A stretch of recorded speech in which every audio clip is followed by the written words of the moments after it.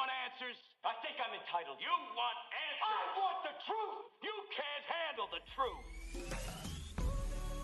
We are the Mad Men of Masculinity. Your home for healthy masculinity. We're just real men having real conversations for you.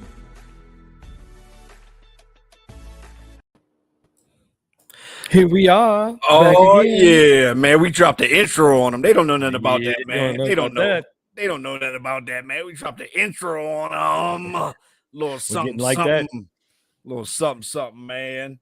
It's Hey, like if you that don't around know, here. you better know that I am Kirk M. Samuels. And I am Jason B. Kendrick. And we are the Mad Men of Masculinity, baby. That's right. We're just real men having real conversations for you.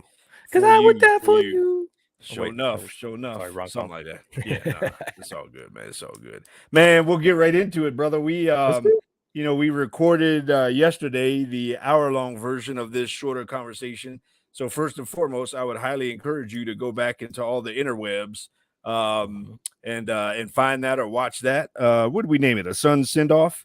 It's on YouTube, Facebook, all that kind of stuff. And it'll be live. If you're watching us live here today, it'll be live this coming Saturday. What is that? The 27th or something like that. I don't know. 27th at 8 a.m. Yeah.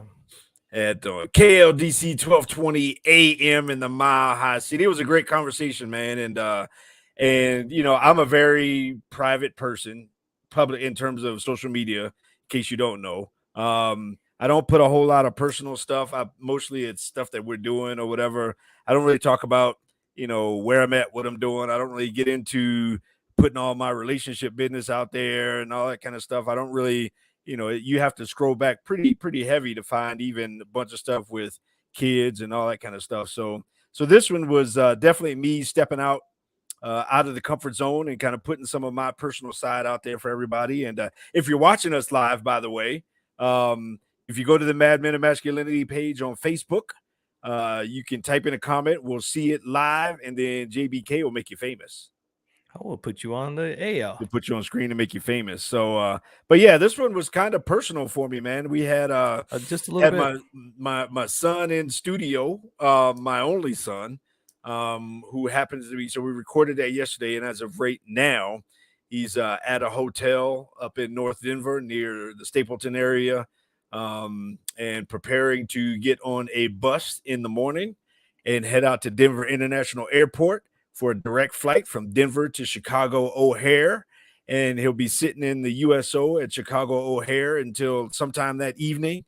And then Coach Bus will pull up to the airport.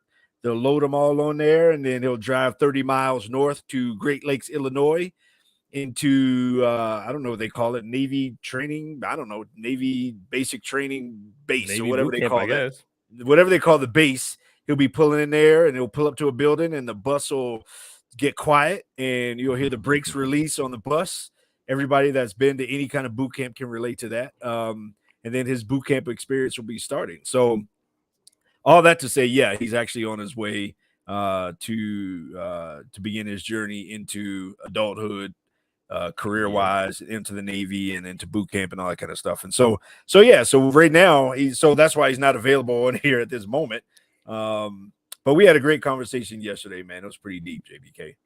Yeah, I mean, we got to meet the young man and talk to him, hear a little bit about his story, and then really get to share kind of our experiences of what it's like to go through what he's going through now. And so we're going to recap that a little bit today and talk about that. And really today, since he's not here, after we kind of recap a little bit, we're going to get into a little bit of what it's like to be in Kirk's shoes right now with the son leaving the home and what that's like when you're the adult, the parent left behind, as it were. Yeah. So, you know, I mean, I wanted him to come on yesterday to share his story. He has a pretty interesting story. Yeah. You know, he was born here in Colorado, Arapahoe County, and at an early age, his biological, we adopted him when he was about 6.5 or so. But early on in life, a couple years before that, his biological mother, his birth mom, had died actually. And she had moved back to California, and he found out, somebody told him one day when he was 4 or 5 years old that your mom is dead. And then his birth father had his challenges with substance abuse and from what we understand, physical abuse and all that kind of stuff of kids, and may not have been the best situation, such that the kids were actually taken away from him, from the birth father, and put into foster care. And so me and my former wife, once we kind of decided to adopt, we went through the process through Arapahoe and Jefferson counties, and ultimately they came to us one day saying, "Hey, we got a little boy here, and here's his story." And we decided to begin the adoption process, and it worked out great, man. The first thing we heard was that he asked, when he found out there was he was matched with a family. First thing he asked if he could grow corn. Say what? Yeah, that's what we said, but we were like, sure. He never did grow that corn, so but anyhow, so yeah, he still has time, absolutely.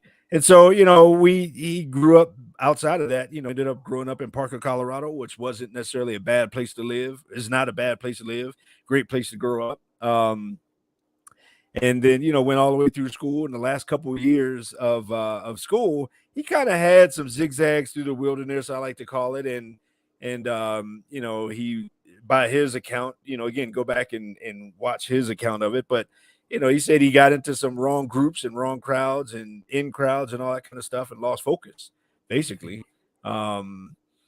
Ended up leaving here, Colorado, going to stay with his uncle, my brother, in Atlanta, and was down there for a semester of his senior year. Then ended up coming back here at the end of that fall semester. Got enrolled at a school called Eagle Academy here in Douglas County, and ended up graduating this last spring. And somewhere in there, he decided he wanted to join the Navy. I had never actually heard him tell the story about why, in terms of, he said he wanted to do something good with his life because of the tough stuff he saw with his birth father, his biological father. And he said he actually wanted to essentially right some wrongs and do something good with his life, since his birth father didn't really do a whole lot of good with his life, as he put it. So that was kind of interesting for me to hear, and I was like, wow, that's pretty cool. Yeah, I thought it was really interesting just because it really went back to when we had the purpose episode and talking about looking back on your childhood and your past traumas and the things that may have been traumatic for you, and then taking that forward. And he basically said just that, because of his childhood and the traumas he went through, he wanted to basically pay that forward so that it didn't happen for other people and be able to help and save other people. And that's why he chose to go in the Navy and be a Navy corpsman, which is, I mean, admirable to say the least. Yeah, that's pretty dope. He worked off and on last couple of years at a nursing home here in Parker, and he got some experience like taking care of people, patients, if you will, or residents. And so so that opened up his kind of heart and passion to go be a corpsman and go do something good. And he was pretty open that if that put him in harm's way, then he was pretty open with that. Marine Corps doesn't have medics. They use Navy corpsmen. So one of the career paths could be to become a field medic, and with embedded in the Marine Corps and different things like that. And so he was pretty open, like he was willing to step in harm's way if that's what it meant. I was like, wow, okay, that's pretty cool. Yeah, I mean, we talked about that. And, it's probably not likely, though. Him being aware that is a possibility it's pretty admirable. I mean, being 19 years old and being like, well, I may die doing this, but I'm okay with that. I mean, that's like, wow, that's that's very, very much adult right there. That's an adult mindset. Like, this is something I'm doing as my passion because I want to change the world for the better. And if I die in that, then at least I was doing it because I was doing good. Yeah, that's And even even about a month ago, he here in Parker, we had a fairly tragic thing happen in the community. A lot of people heard about. Two girls were driving down the street in a car, and they down Parker Road, and they ended up running into a light pole, and apparently like the car split open, and it was pretty catastrophic. Both of them died. Well, one of the girls that died was part of his like pre-Navy circle of people that were part of the recruiting process, and I think she was like less than a week away from shipping out. And so the recruiter was one of the first people that got word about that, and then they spread that amongst the team.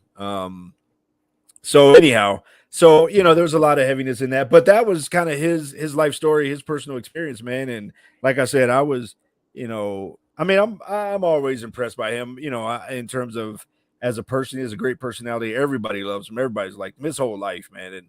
And to some degree, that's kind of giving him a pass because he's so likable that a lot of people will You grade got him to on a use what curve. you got, baby. Yeah, I guess. Unfortunately, in the real world, you got to get out there and earn that thing, man. And Yeah. and I love that we were able to give him some advice from a military Yeah. perspective and all of that, man. That was pretty cool. Yeah, it was a lot of fun to just kind of go, well, this is what I experienced, and these are the mistakes I made, and these are things to be aware of. I mean, just like something simple like be present because it goes by so fast. I mean, you may be in basic for 2 months, but it's so structured. There's so much going on that it goes by so quickly. And some of the best people, some of the best friends you're ever going to have will be from your basic and tech school classes and the ones you're stationed with, because that's a whole different brotherhood. I mean, out of high school, I mean, maybe college football team or something like that, you might have something similar. But as far as you're with this dude risking your life and you're in there together watching each other's backs, it's a whole different level of brotherhood and connection as a friend. Yeah. I mean, and all of those are just great experience. And both of us experienced different branches, but both of us experienced that boot camp experience. And there's a bonding, there's a maturity, there's a process that happens there. And I personally think that I think it's great for young men to go into the military, man. I think that's fantastic. Yeah. And I honored him because their generation these days, a lot of them just feel the pressure to pick a college and go to college just Right. because. In his case, it wasn't for him and he knew that, but what was for him was following his passion, which was, joining the Navy and being a corpsman. And so he made that thing happen. From talking with him and also just some of his friends over the last couple of years, I feel like some of them just go off and do whatever they think the expectation is. And if that's the case of Yep. going to college, they just go to college, hang out, and have 100 grand in debt and, in 40 years, but don't really have anything behind that passion or Yeah. desire, not part of a career, none of that kind of stuff. So I was proud of him that he, went a different path. Yeah, I mean, it's not, getting into the military and going through basic. I know most veterans I talk to, they're glad they did it, but they won't. Most of them will say, I don't really want to do it again. Now, Yeah. what's interesting when I think back on it, my dad actually went through basic twice because he was in for 8 years in the army, got out for 8 years, and then had to re-enlist because of losing his job and different things. They took the business away from him, so he was like 35, I think, going back through basics. So they called him old man and all that stuff. But I mean, beyond him, I don't know too many other people that would have gone through twice. Yeah. Yeah, I ended up going to boot camp when I was 18, and then going officer candidate school. After college and stuff, and yeah, I look back and like I said, man, you can, you have some great stories from all of that. But either way, there is a process. There's something that happens to the individual from going through Yep. that, and so so that Well, was pretty cool. I think it's part of that, they because they have their system. I mean, they know what they're doing. They're going to break you down to build you up, show you your strengths and weaknesses, and build up those Mhm. strengths. And I think that's why it's so good for young men to go through those things, especially at such a pivotal transitional moment. When you're coming out of high school, and then maybe you go to college, maybe you take a year off. He even said like he knew himself well enough that if he took a gap year, he might not ever go back. And so Yeah, he decided to go straight into service. So I think it was a great plan. I mean, I know the service isn't for everybody, but the fact that yeah, when you get out as a young man, that you have a plan, that you're going in a direction, and you don't take too much time off. I mean, even if you're going to go backpack Europe, that's at least a plan. That's going to last 6 months to a year. Then you're going to come back and move forward into your life, and then maybe you'll learn what your path is through that. But having a plan, I see so many kids, like you're saying, either they get pressured into college, whether they don't want to go or not, or they don't have any sort of plan, and then they just kind of waffle. Maybe they work at a restaurant, or they go work here at retail or whatever. And then some of them get stuck like that. Some of them just don't really have like, well, this is the direction I'm going, which I know it's hard. You're 18 or 19, just getting out of high school, and you're like, well, I'm not really sure what I want to do, but you got to do something to try to figure out what it is. So yeah. for us having that experience, I think going in the military, at least for 4 years, if not 20 years, and getting a retirement, that's a big plus right there. I wish I Right, had right. stayed. Now that I'm 46, I'm like, I could be having Mhm. retirement at 40. Lord, I Yep, should have stayed at 39, getting actually, that check. or 38. Yeah. Mhm. So I mean, that's one of those things that it's an option, and you get so much transferable skills going to do that. So we're just happy that he chose to do that, is going that way. I mean, I feel like a proud uncle right now. I'm just like, this is Yeah. I can't wait to hear about his basic experience and his experience in San Antonio at tech school. Well, and he thanked you for being, somewhat of a mentor to him too. When we did the rite of passage thing with him, you were there. We went shooting just a couple days ago at the range, and you were there. And so, I think that speaks to culturally and us as men.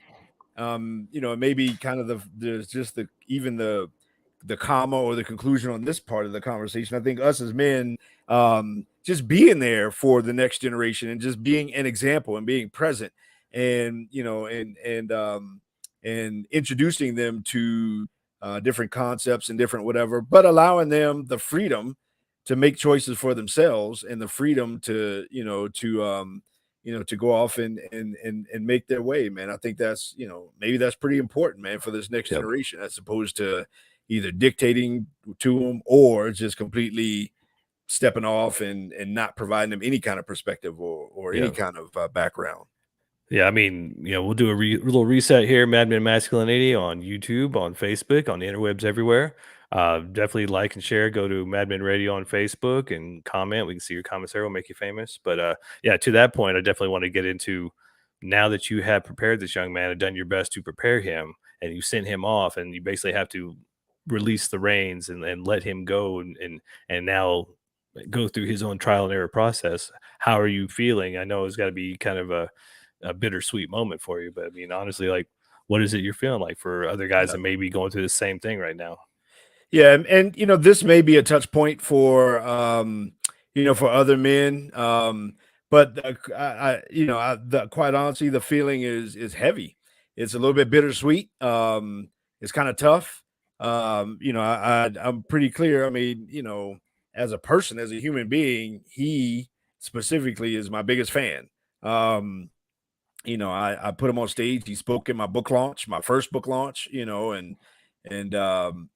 just he has he just got a few weeks ago, got a new tattoo on his arm that's actually a quote of mine.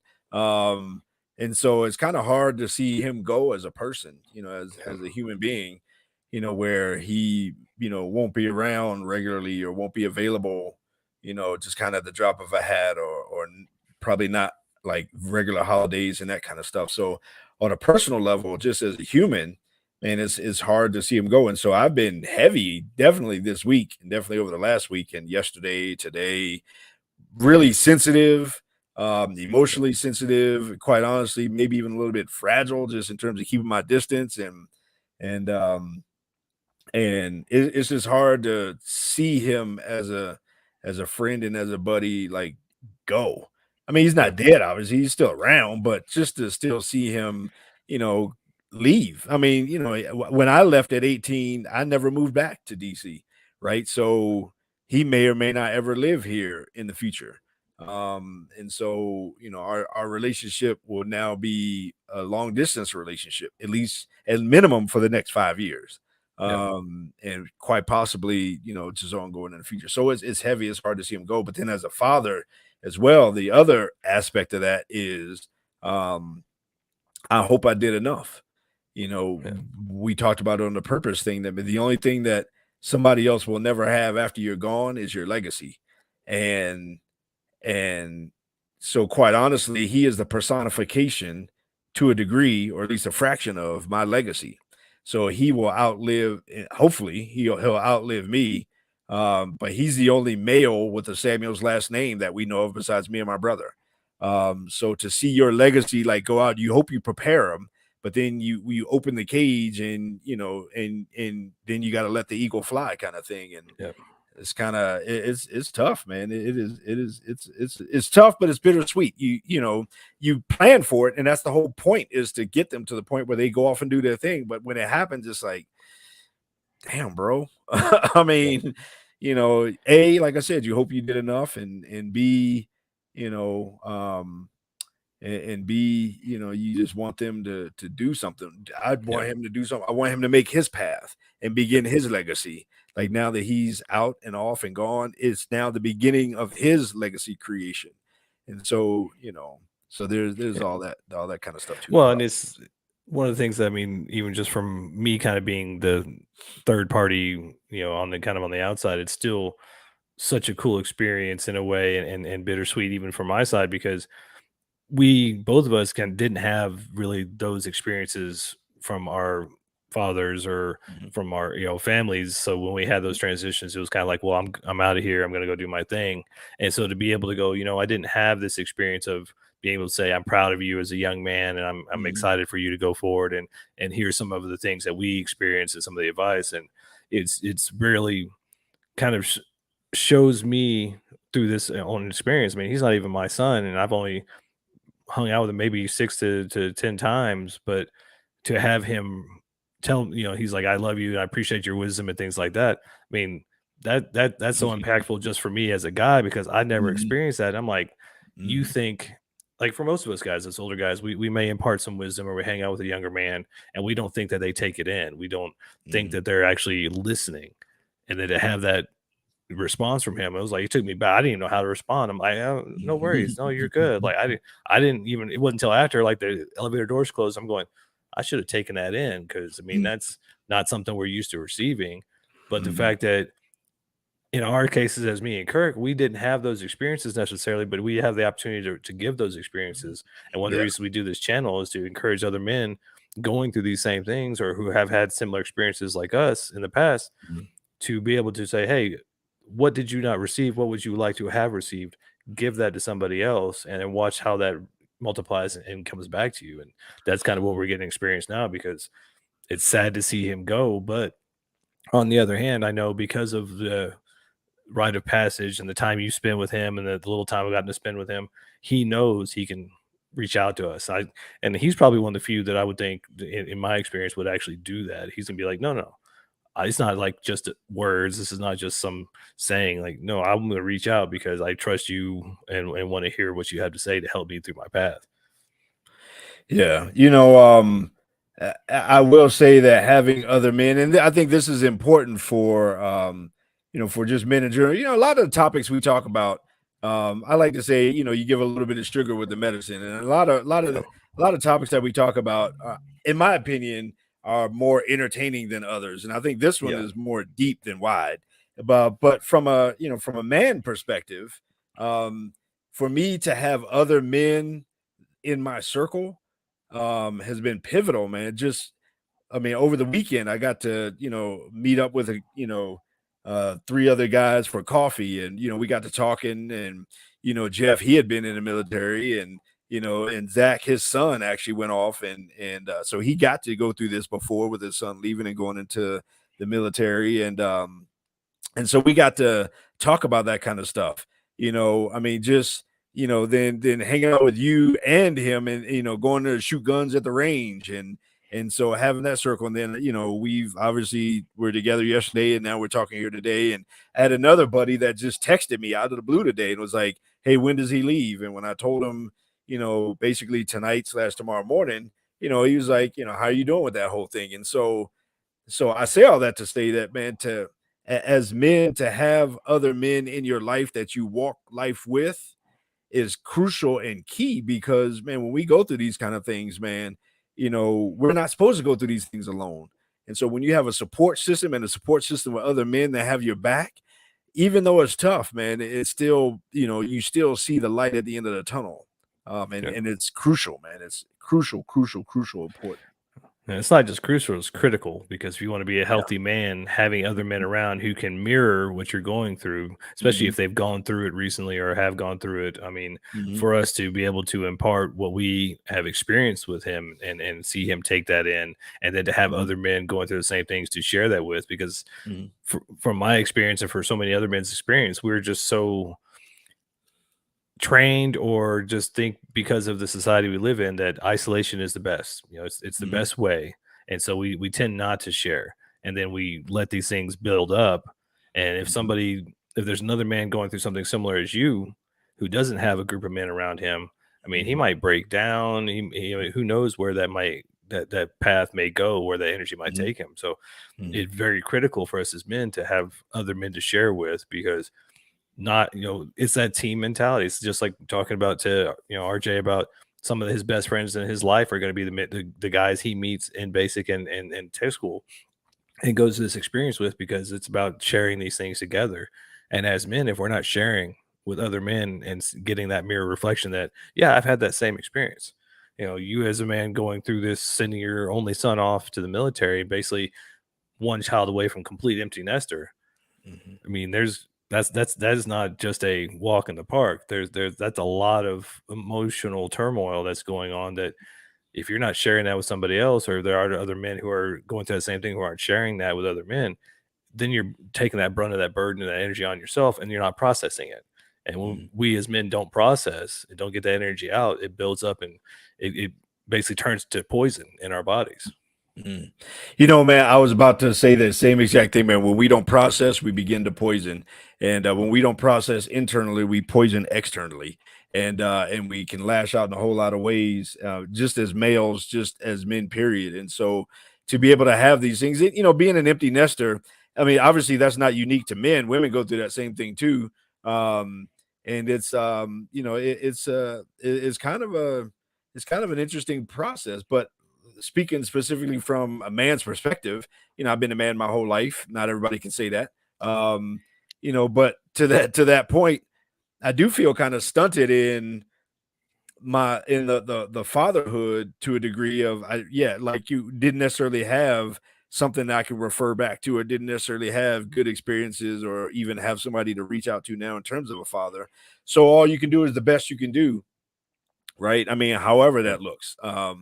And then and then you hopefully are able to, I think, as a man, be able to process these things with other men and talk about this deep stuff, man. I've never Yep. heard men have this conversation. I've never heard other men have this exact conversation ever in my life. And Yeah. I'll be 50 in a matter of months. Yeah. So these are conversations that men need to have, amongst others. But these types of conversations, man, are stuff we need to process, because if we don't, it will become poison.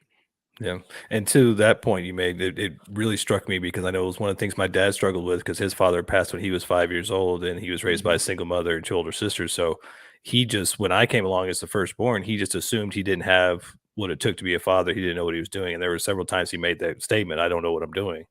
I didn't have a dad, et cetera, et cetera.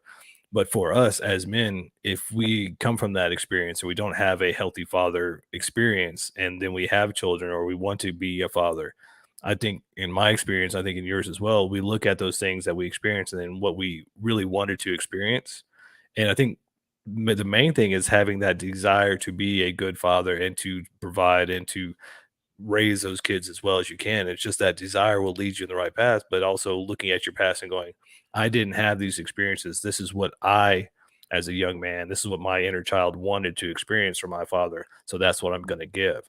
So if you're a father out there who didn't have a good father experience and are struggling or worried about how can I raise this child and not having that experience, look at your past and go, what were the things as a young child that I needed and wanted that I didn't get, and give those things to your children. I think just having that awareness and that and wanting to be a good father is the number one thing. I think you could do that whether you had a good experience or not. Yeah. And what I've made a lot of mistakes in my life, man. And in terms of my fathering of him specifically, I've been crystal clear and intentional over the years to audibilize or to verbalize the words, like stuff like "I'm proud of you." Specifically, I'm proud of you because of who you are, and not because of trophies and accomplishments and all who I wish you were, all those kinds of things. To let them hear those kinds of things, to let them hear certain words, come out of my mouth, to make that impression on him. Like I said, when we did the rite of passage thing, just all those kinds of things, man.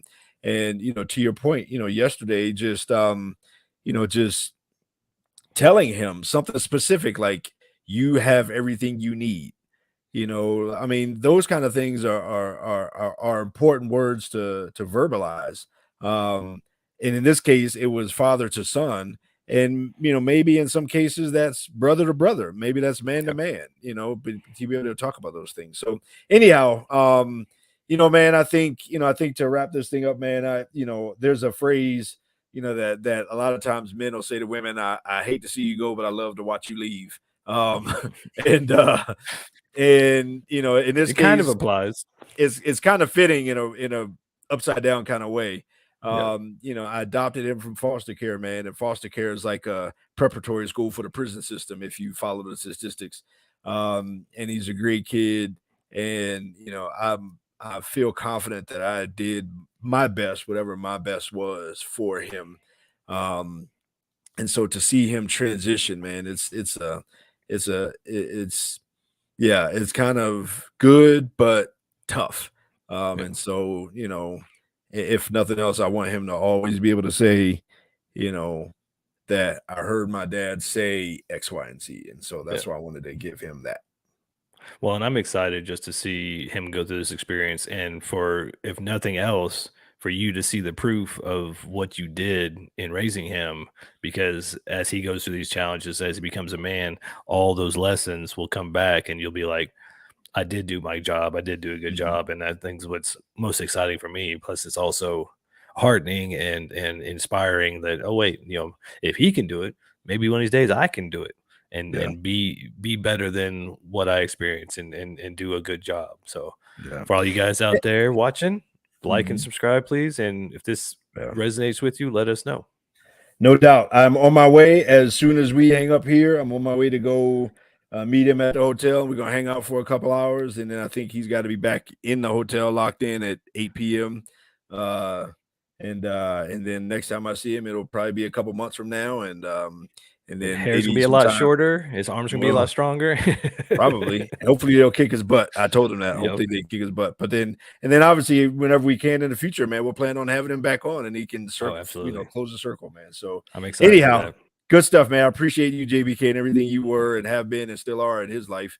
And like I said, man, I mean, just brothers having each other's brothers back, walking through difficult times in life. I appreciate it. Yeah. I love you and I appreciate you. And I'm just excited that you and honored that you let me be a part of that experience. So we'll just keep it going and keep spreading love to all the other men out there. And for you guys out there, like, subscribe, comment, let us know that you're out there and let's get together. Mad Mad Men Men out. out.